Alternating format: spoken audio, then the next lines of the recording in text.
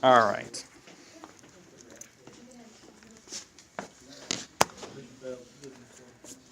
So again, back to what we were talking about here.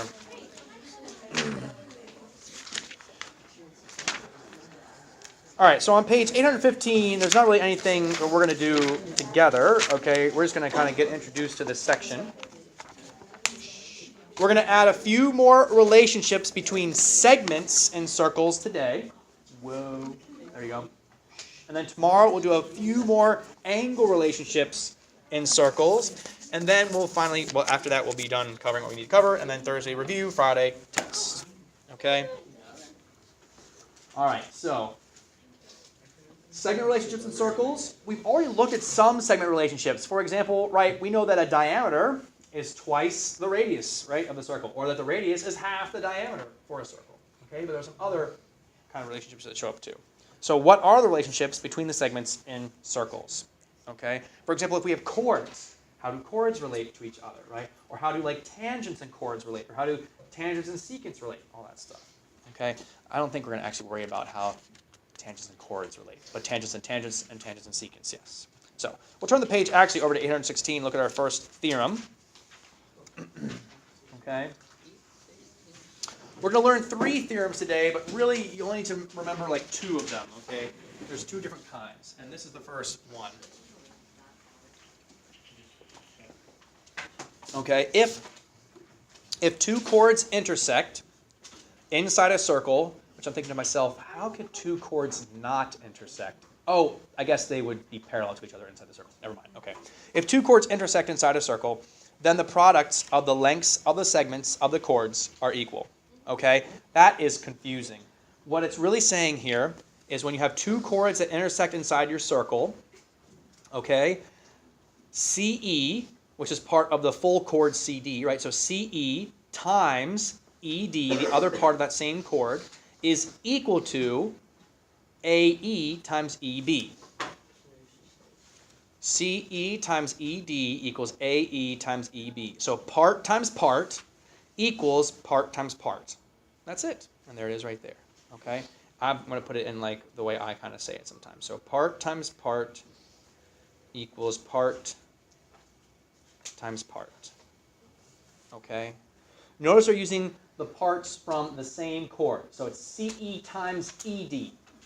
It's AE times EB. Okay, so part of the chord times the other part of the chord equals the other chord's part times the other part of the other chord's part.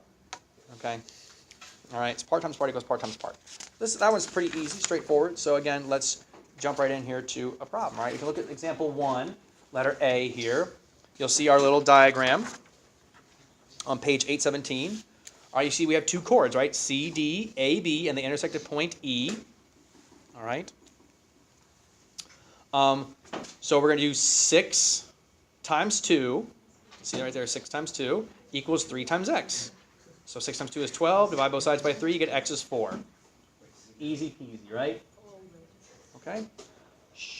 If AE then is 4, it also, so in addition to asking to solve for x, it says find the value of x and the length of each chord. So then AB, that chord would be 4 plus 3, so 7. And then CD is going to be 8. Okay, and that's all there is to it. All right? Pretty straightforward, yes? So let's try one here, letter B. Okay? So letter B, I'm going to zoom in a little bit so we can see the numbers a little bit more easily. Okay? Again, we have chord JH here and chord KI. All right, and we want to come up with the relationship here. So we're going to do 9 times what? 8, yeah? Is equal to 6 times x. 6 times x. You got it. Okay, yeah, it's pretty straightforward. Oops, I'm off the screen. There we go. Okay. So 9 times 8, 72, equals 6x. Divide both sides by 6, 12. X is 12. Okay, pretty easy, right? And again, I don't think any of these theorems that we've learned are that hard on their own. It's when you got to throw them all together at once, and you got to like, remember, okay, this is 2 chords, so I need to multiply part times part equal to part times part kind of thing. Whereas, when you start seeing other ones, it can get, when you have to mix them all together and stuff. That's where we have to be a little more. It gets a little more tricky. All right. So also, it's again the same directions. We're supposed to find the length of each chord. So the measure of JH, I'll say 8 plus 9. So what is that? 17. And the measure of KI is going to be 6 plus 12, so 18. Okay. So there's again. That's not, that's just something you're asked to do. Okay, and the directions too. All right, so questions on A or B? No? All right, so go ahead and try the your turn there. Try the your turn right here. Okay, given AD is 12, find the value of X and the length of each chord. Okay, so go ahead, take like a minute and give that one a try.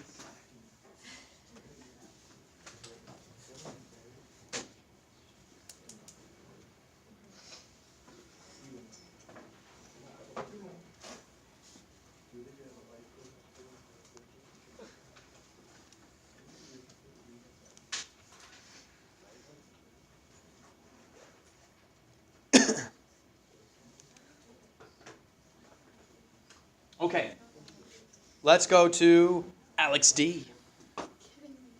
I am not kidding you. Your number's up, Alex D. Can't do it? Well, that's not a very good attitude. So what would our setup be here, Alex?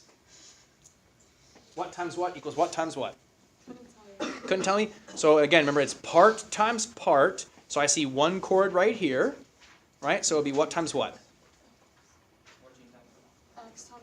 X times 14, or 14 times X, depending on how you like to order things, equals 3 times, ooh, we don't know this length. But we are told here that AD is 12, so that means ED would have to be what? If A to D is 12, AE is 3, that means ED has to be 9. Okay? So then X times 14 would equal 3 times 9. Like so. Okay?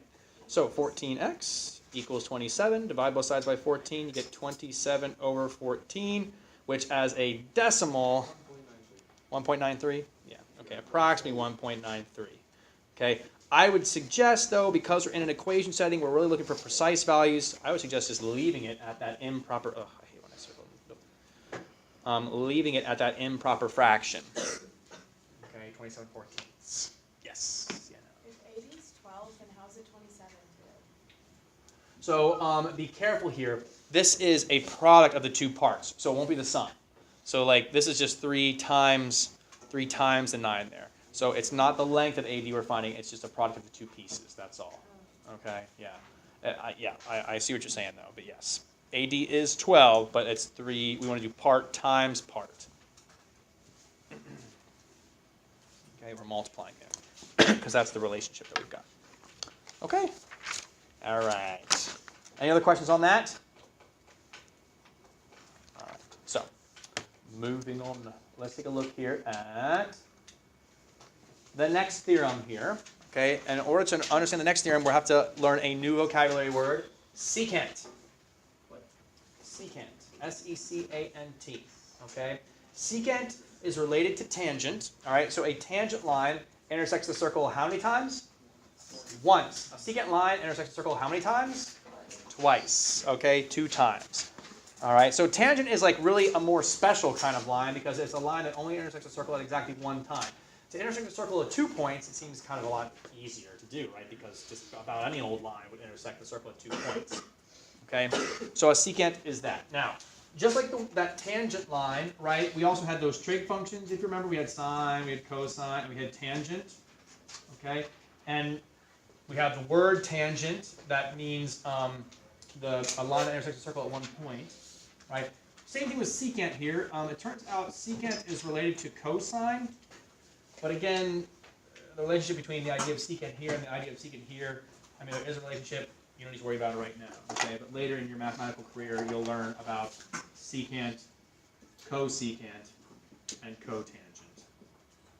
And they're related to those trig functions there, okay? There's only 6 trig functions, though, so you know these 3. You'll learn more about these later, okay?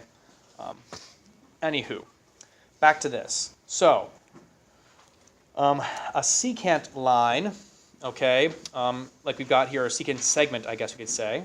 All right, how do they relate? If 2 secants intersect in the exterior of a circle, so like here, right, they intersect at point E outside the circle, then the product of the lengths of one secant segment and its external segment equals the product of the lengths of the other secant segment and its external segment. Again, kind of confusing. So let me just kind of try to make it sound a little bit easier here. So if we have 2 secants that intersect outside of a circle, how do these parts relate? It is AE. So I like to call that the WHOLE, the whole AE, okay? So the whole segment there times the outside part, BE, is equal to the whole other secant, CE, times the outside part, DE. So you see here, AE, the entire secant segment, times BE, the outside part, equals CE, the whole secant segment, times DE, the outside part. Okay? So exactly. Right. So whole times outside part equals whole times outside part. Okay. Whole times outside part equals whole times outside part. Okay. Which is different, so compare that or contrast that with our secant relationship, which was part times part equals part times part.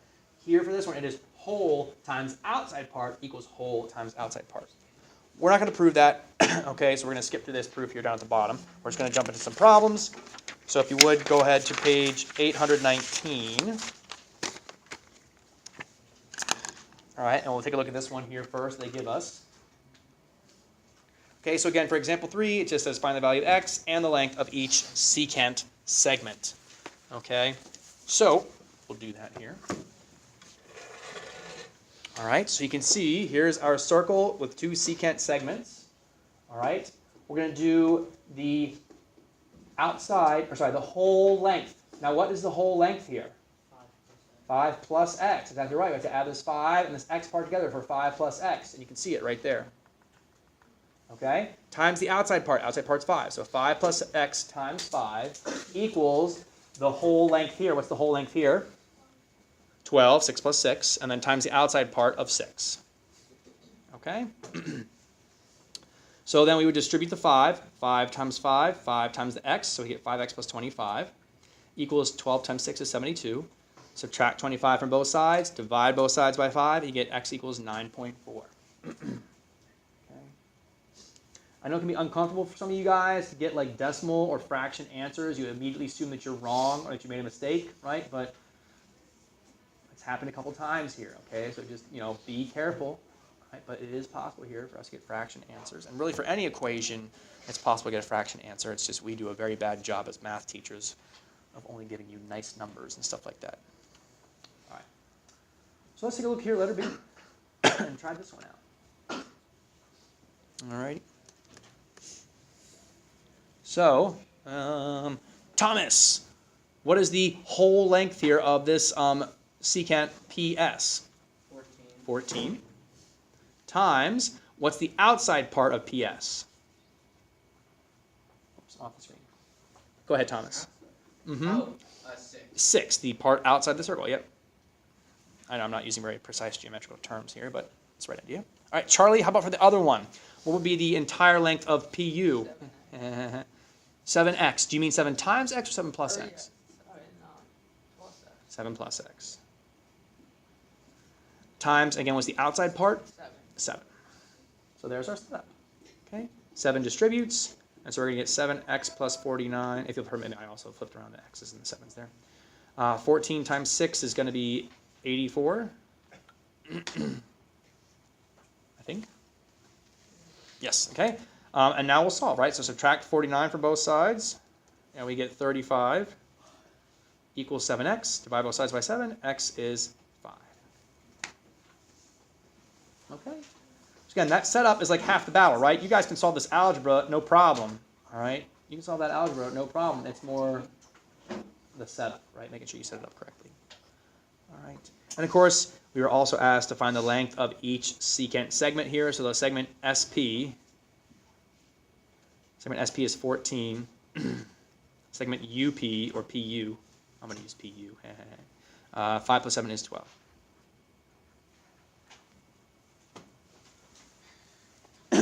Okay.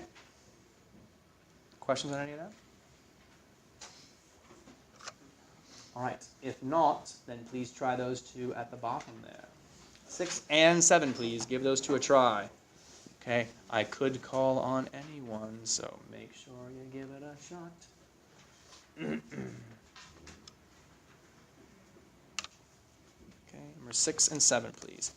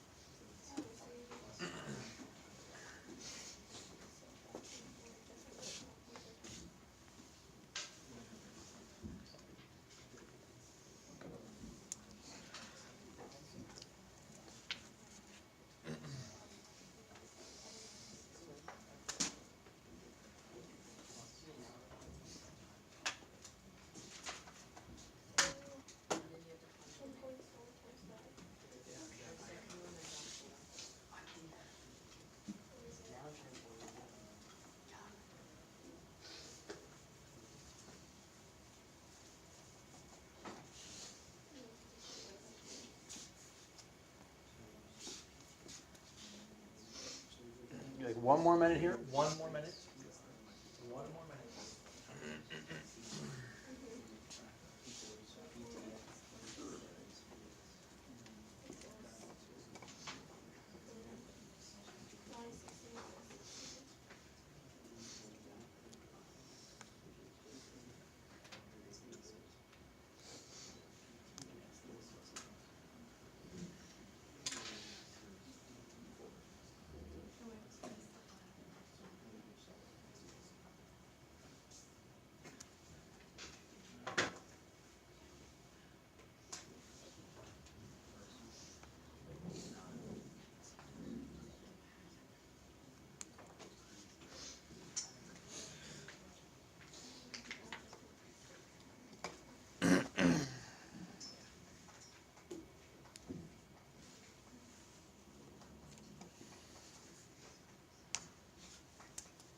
Okay, Aiden, how about number 6 there? Can you set us up, please?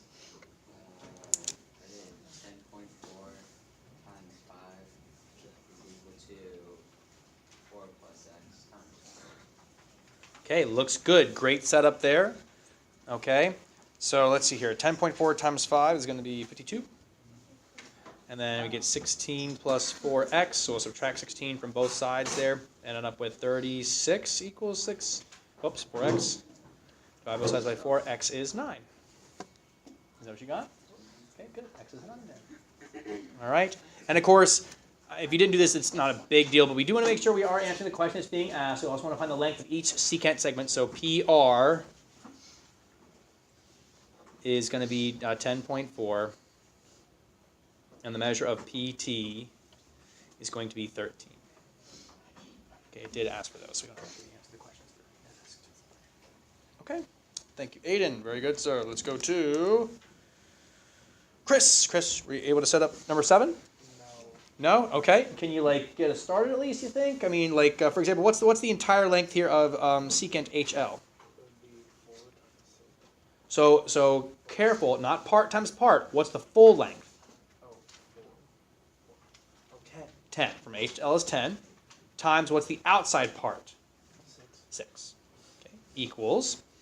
Now, what's the full length of NL? 5 plus 2x. Very good. So, or I'm going to say 2x plus 5 if you'll. And then what's the outside part? 5. Like so. So we have 60 equals 10x plus 25. Subtract, subtract 25 from both sides, you get 35 equals 10x. Divide by 10, x is 3.5. Okay? And so we get then that HL is 10, and the measure of NL is 12. All right, questions on any of that? All right, almost done here, almost done here. All right, we just have one more relationship to look at here, and then for us to work through as well. Now, the good news is, right, you kind of if you're feeling comfortable at this point, then you really have all 3 of them down. So if you have these 2 that we just looked at down, you really have all 3 of them down, because this next one is actually just like the one we did. Okay, or very similar to it. So let me show it to you here. So in this case, right, we have a tangent CD, segment CD, and it's a secant CA intersecting at point C there. Okay? So we did 2 chords intersecting inside the circle, right? That was the first relationship. Then our second relationship, 2 secants intersecting outside the circle. And now we have a secant and a tangent intersecting outside the circle. Okay? For the secant tangent, the relationship is this. Okay? It's very similar to secant-secant. Remember, for a secant, it's the whole, so CA or AC, times the outside part, BC. And there you can see it right there. AC, the whole length of the segment, times BC, the outside part. And then for the tangent, it's CD times CD, or DC times DC. Okay, DC squared. Okay? So you can really think of it as the entire length of the secant line, AC, times the outside part, BC, equals the entire length of the tangent, DC, times the outside part, also DC. So it's DC squared. Okay? So it's really the same idea. Whole length of the secant times the outside part equals whole length of the tangent, DC, times the outside part, DC again. Okay? So I'm going to skip letter A there. It's just an application problem. Let's just look at letter B. Okay? So here we can see we have our tangent AB. We have our secant BD. Okay? So let's do the tangent part first. It's going to be the whole tangent length, which is 5, times the outside part. So it's going to be 5 times 5 equals. And then it's going to be the whole length. What is the entire length of BD? 2 plus x. Yeah, be careful. 2x means 2 times x when you say that. And then the outside part, 2. Okay, so we get 25 equals 4 plus 2x. We get 21 equals 2x. And so x is 10.5. Okay? And in this case, we're just asked to find the value of x. You okay, Charlie? Okay.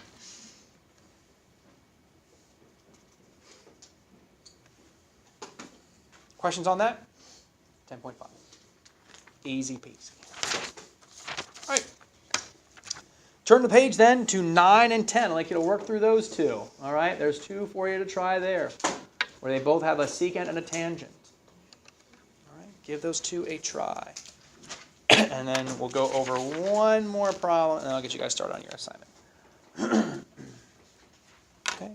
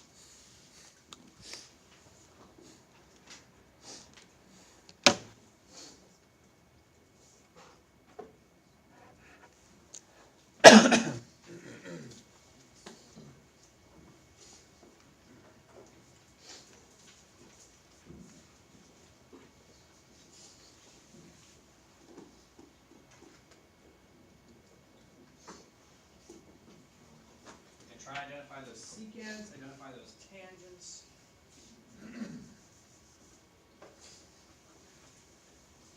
Multiply the whole part times the outside part. Yes, we have seven. Yes, yes, James. Yes, you're feeling good on this stuff? Yeah. Okay, perfect.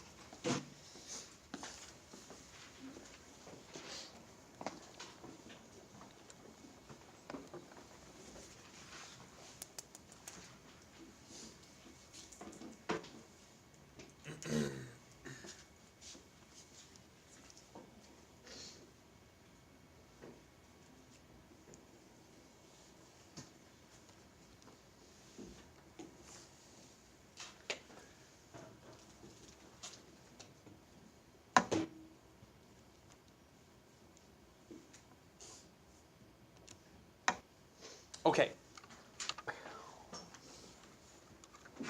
Bless you. Bless you.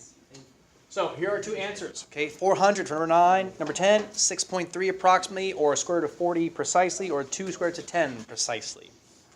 Okay. Questions on any of that? Yes, Idris. You okay? Okay. Other questions? Wait, why'd you multiply 100 by 100? No. So this is a tangent. This is a tangential path, right? It like touches that circle there at one point, so we could treat it like a tangent. And so that's the distance and the it's like the length and the outside part. So it's 100 times 100 there for the tangent part, and then for the secant, it's the full length x, which is different in this case, times the outside part 25. Okay. All right, and we're all okay with number 10? All right, so the last thing I want to show you then, before we get you started on your assignment, give you guys time to get started on the homework and stuff, is this number 11, okay? So, let's go ahead and just try and set this one up, right? What would the setup for this one be? So, Thomas, yeah? 6 plus y times y. Okay, yep, so I'm going to go ahead and just write that as y times 6 plus y. But same idea, yep, equals what? 100, 10 times 10, right? So I'm going to write that out here first, okay? So when I distribute here, I get, well, 6y plus y squared equals 100, or if I move this around, y squared plus 6y equals 100. Okay. What kind of equation is this? Yeah, Thomas? It's like completing the square. Okay, so one option we have for solving this is completing the square. This is a quadratic equation, right? Okay. What we can't do here, so you might be like, Mr. Whitmire, I remember you told us how to solve this. We have a y squared plus a 6y. Let's factor out a GCF and say, okay, well, they both have a y, so I'll take a y out. These two things, they multiply to give me 100, so I'll say, aha, y must be 100, or y plus 6 must be 100, and so y equals 94. But this is not true, okay? you made a fatal mistake in, if that's how you thought we should do this, you made a fatal mistake here. And that is, two things multiply to give us 100 does not mean that one of these two things must be 100, right? I can multiply 2 and 50 together to give me 100. I can multiply 4 and 25 together to give me 100, okay? So when two things multiply and give me 100, neither of those two things have to be the number 100. Instead, we need to make sure this thing is equal to 0. Okay? But now we've also made it a lot more difficult to factor because now there is no greatest common factor here. Okay? Because we need to be equal to 0 to use the 0 product property. There is no 100 product property, it's just 0. So we need to think of how we can factor this. So Thomas said complete the square. What were you going to say there, Reed? I was going to ask if there's any calculator function to figure out like, The answer to this? yeah. So there is a way to do this.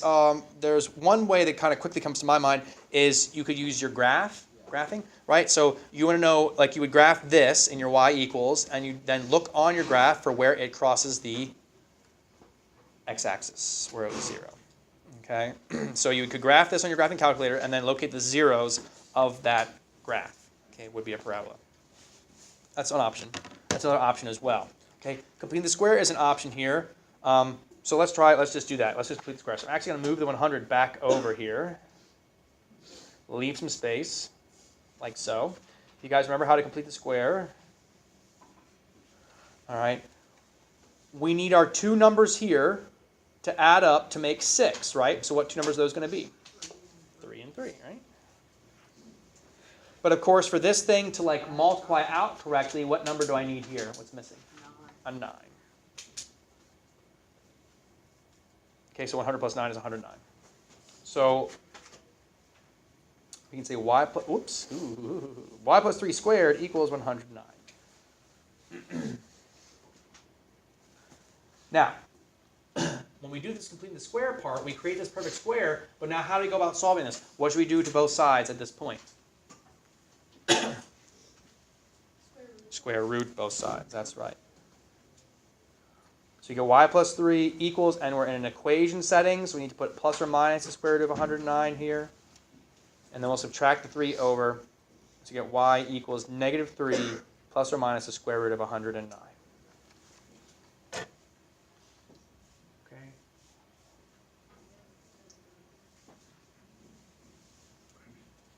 One of these answers doesn't make sense in the context, though. Is it negative 3 plus the square root of 109, or is it negative 3 minus the square root of 109?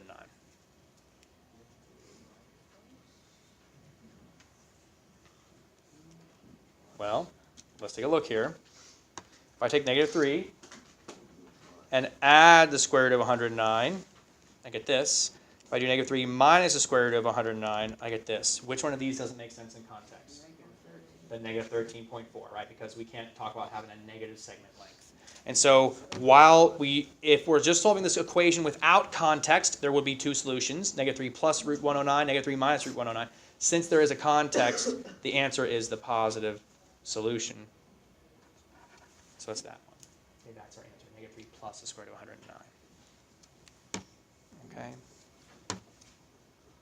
If we did what Reed was asking about here, if we graph this, oops, plus 6x minus 100. Okay, you can see there's one side of the parabola. You can't even see the other side of the parabola. I got to like, let's see if that works. There's one side of the parabola. There's the other side of the parabola. So you can kind of see how it's going to, graph. We can actually find that value, second trace, and go to the 0 command. We have to go to the left of our 0. Let's get this thing to show up.